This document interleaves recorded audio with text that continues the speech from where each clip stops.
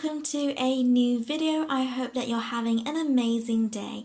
And in today's video, I'll be taking another stab at abstract ideas for beginners. But this time I will be a little bit more experimental as we'll be using crayons and a plastic sheet to have fun with abstract patterns. Let's begin. So the first idea is really simple as I wanted to ease myself into abstract shapes. So this first one is layered colored splodges. So using one color at a time, I start off with pink. I paint a splodge-like shape. It doesn't matter what shape it is, but I made mine really irregular with jagged edges. But I didn't make it too big as I want to layer other colors on top. And I paint a few that are spread out. I went for a more even spaced out-ish look, but you can place these splodges however you like. Right, so before I paint the second layer for the layered splodges, I moved on to the second abstract idea. And I am experimenting with crayon. So the idea of using crayon is to draw out a design that you want to keep untouched by your watercolor paint, as the wax will create a watercolor proof barrier, preventing the paint from touching your page. So I went ahead and drew a fun, loose but simple design that can cover this area of my page. So you can see that I went for a spiral repeated wavy lines design. You can go for straight lines or you can draw a silhouette of flowers, butterflies, onion ring shapes, whatever you like.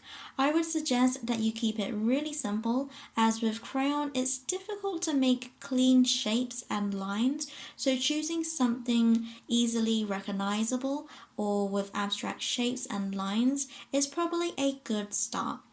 When using the crayon, I go over it twice so that the wax covered the page well enough.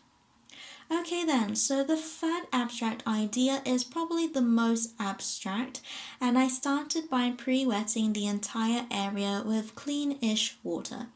And then I added 3 different colors dotted around randomly on my page. Then I get my plastic sheet. You can use cling film, a food bag. I'm using a plastic wallet or folder, and I place it on top of the wet paint, rub my finger to spread the paint around the page, and then I lift the plastic off and clean it.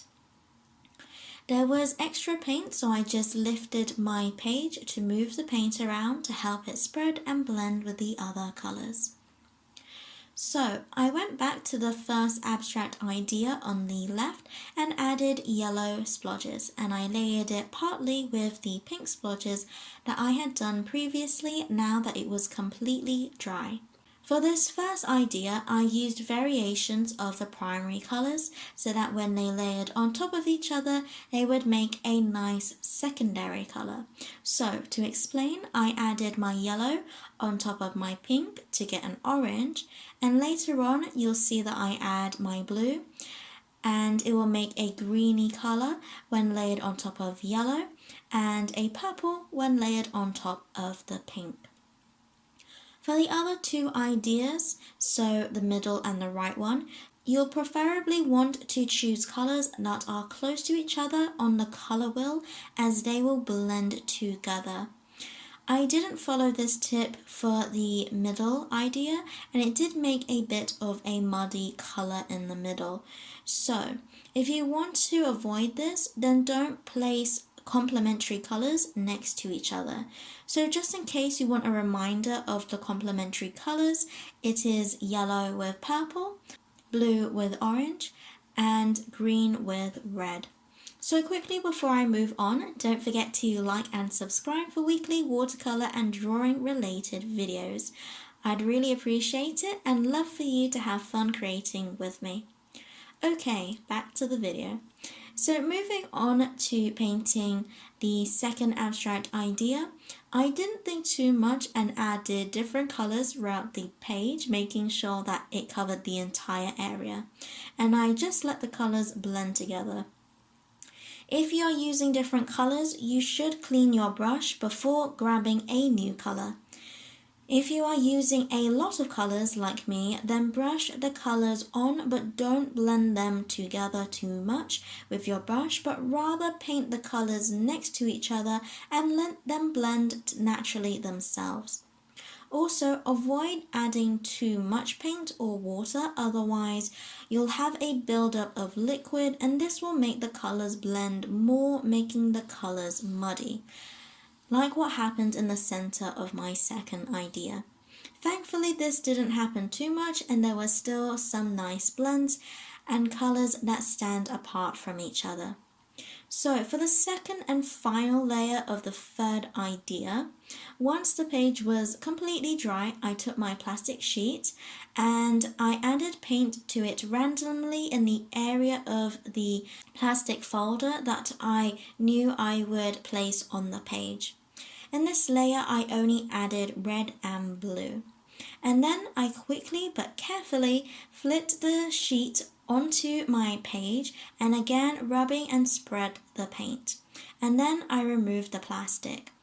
This idea kinda has that ink splot look, which I quite liked. The paint marks are a lot more saturated in this layer as I didn't add extra water to the sheet. Maybe that is something you can try out. If you didn't want the paint splotches to be so bold, then you can add water to your sheet. However, I will say try not to add too much paint and water to your plastic sheet, otherwise when flipping it over it may get a bit more messier if it started dripping down, so bear that in mind. Then for the final layer of the first idea, I painted my blue splodges, again evenly distributing and layering the splodges. Once the page was completely dry to get that layered effect and not blending the colors together. I made sure to leave some area untouched to make the pattern less crowded. This one was probably my favorite, even though it was the less adventurous idea, but I really liked how cute and pretty the colors were. But I think the third idea was the most exciting as I really didn't know how it was going to turn out. For the middle idea, I did later remove most of the wax with a pen lid, which was actually quite satisfying. So if you are new to this channel, hello, hi, how are you? You might not know, but I made a previous video on abstract ideas, which is in the information card.